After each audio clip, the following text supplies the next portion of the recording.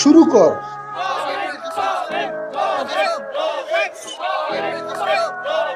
কি রে, রবিন ভাই তো তোর থেকেও বড় আম খাদক। আগে জানতাম না তো।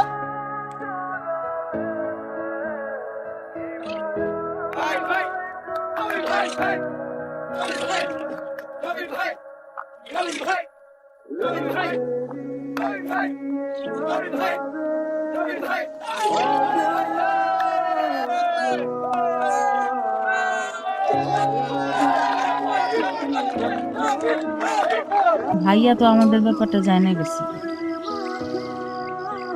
কি কও? ভালো হয়েছে বুঝছো, মানে কেউটা তো জানা লাগতো না। আমি কইতে গেলে কেমনে কইতাম বা কি ভাব থেকে জানা গেছে। ভালো হয়েছে না? কিন্তু আরো একটা ঘটনা ঘটছে। কি? শোন, আম হইতেছে একটা বেশ থেকে বুঝছিস। আমার বোন একটা আম খাদক, আমি একটা। কিন্তু আমার বোন এমন একটা ছেলেরে পছন্দ করছে যে এটা কোন কথা? আর যে আম খায় না এবং ফুল পছন্দ করে না সে তো মানুষও ভাইয়া, কে কি বললো এই কথা কানে নিও না তো। ও কিন্তু আম অনেক পছন্দ করে, আমাদের মতো আম খাতো। হ্যাঁ, সত্যি বলছি। সত্যি বলতেছি। দেখো না, এই জন্যই তো আম বেশি পছন্দ করে বলে তোমার কাছ থেকে পুরো আম বাগানটাই কিনে নিল, আমের ব্যবসা করছে। মিথ্যা বলতেছিস না তো? সত্যি বলতেছি। দাঁড়া, তোর কথা যদি সত্যি হয় ধর ধর।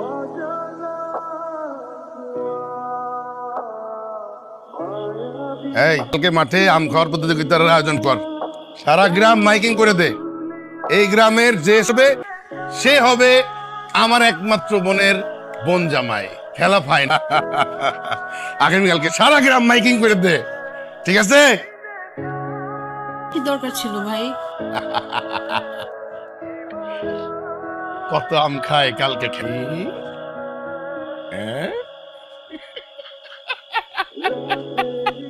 এই তুই মাইন্ড করছিস? খাও তুমি তোমার আম। আচ্ছা, তুমি তো অনেক ভালোবাসো না? হ, সত্যি? তাহলে একদিনের জন্য হইলো খাওয়া। না বুঝতেছো তো, আমার ভাই যদি একবার কিছুটা না। জানি আমি কোনো কিছু বুঝতেছি না। আমি খাইতে পারি না।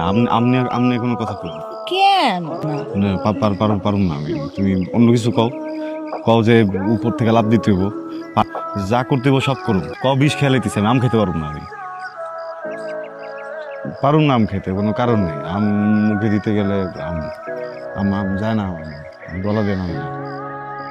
কি কারণ হবে? মানে আমরা তো, দেখো তুমি আমার সুবিধা, আম খেলে অসুবিধাটা কি বলো না? আর বাবা জিগাও না তুমি আমারে কি কারণ। কোনো কারণ নাই কইতাছি না, তুমি আমার কথা বুঝতে না, কারণ নাই। কি কারণ থাকতে পারে সেটার জন্য জানতে হবে না। বিষয়টা কি বলো, কারণটা কি, কেন খাও না?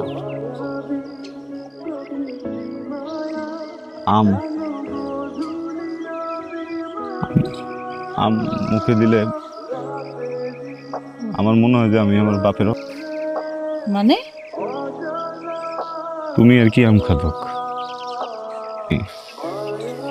সকালে দুপুরে রাইতে 3 বেলা ভাত খাই আর না খাই। আমার বাপের আমের বাগান ছিল বুঝছো, প্রতিদিন আম খাইতাম। মৌসুম প্রায় শেষ, সব আম বেচা হয়ে গেছে, বড় একটা গাছের আম ছাড়া। ওই পর্যন্ত তো আমি উঠতে পারি। হঠাৎ করে একদিন আমি আমার আম্মারে ধরলাম যে মা আম খামো। আম্মা কিছু কইল না।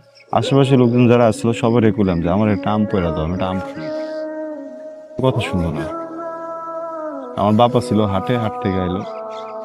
আমি যে ধরলাম আমার একটু এখান থেকে আম পয়রা দাও, আমি আম খামো। আব্বা বললো যে বাজান এত এনে উঠা যাইবো না, তোরা আমি হাট থেকে আম এনে দেবো না। কেন যেন ওই দিনকে আমি ধরে বসলাম যে না, আম খাইলে আমি এই গাছেরই আম খাবো না, তুমি ওঠো গাছে উঠো। আমার আব্বা আমার অনেক ভালোবাসতো বুঝছো। আমার চোখের সামনে বায়া বায়া গাছে উঠলো, এক ডাল আর এক ডাল, এর উপরে আর এক ডাল।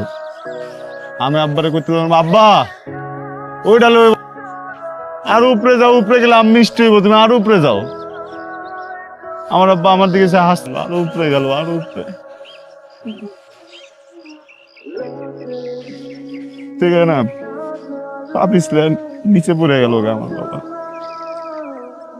আমার মাথা ফাইটে গেছে, মাথাতে গল গল করে রক্ত বাইরেছে। আমি না ডরে কারো ডাকতেও পারতেছি না, আবার ডাকি ওই মনে আমার মারবো যে আমি কিল্লেগে আমার আব্বার উঠতে গেছি, পারতেছিল না, বুঝছো, খালি কাঁপতেছিল না, আমার দিকে চায়া ছিল। আমি তারপরেও কাউকে ডাকি না, আমি আব্বার কাছে কাজ করতেছিল না, আমি খালি দূর থেকে চায়া ছিলাম। আমি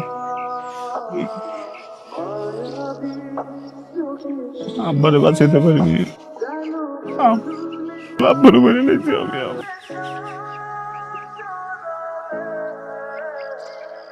আমার আম দেখলে বুঝছো এখন আর ভালো লাগে না, আমি বিষ খেতে কম বিষ খেতে পারবো না। তুমি আমার এগুলো আগে বলো নাই কেন? তো আমি তোমার কখনো এই ব্যাপারে জোর করতাম না, জানতেও চাইতাম না, বা আমি আজকের পর থেকে আর কোনোদিন আম খাবো না। আমি ভাইয়ারে বলবো এই সমস্ত কম্পিটিশন এগুলো সব বন্ধ করতে, যেমনি হোক।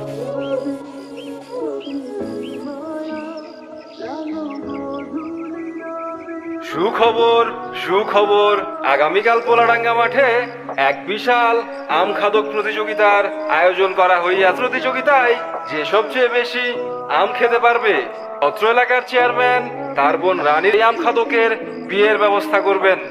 আম খাদক প্রতিযোগিতা, আম খাদক প্রতিযোগিতা। সুখবর সুখবর। কিরে, রবিন ভাই তো আসলো না। দেখ ওই যে উত্তর পাড়ার মজিদ, পড়া লাগবে, সাইজ দেখছস কি খায়?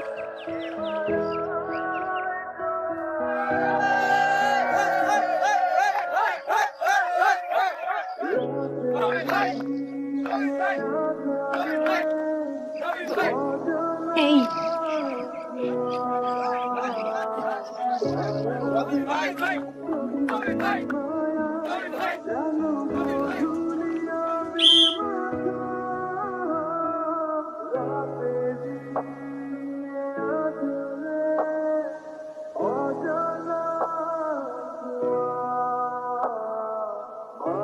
শুরু কর।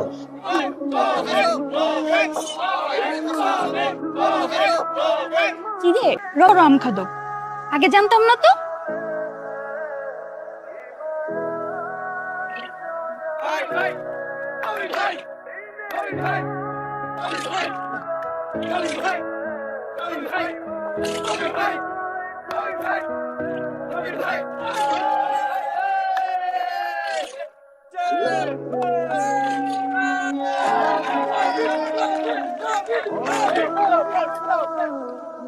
প্রিয় ভোলাহাটবাসীর, এই আম খাদক প্রতিযোগিতার চ্যাম্পিয়ন হয়েছে রবিন, এবং এই প্রতিযোগিতার পূর্ব শর্ত অনুযায়ী রবিনের সাথে আমি আমার বিবাহের সমস্ত সিদ্ধান্ত পাকা করেছি।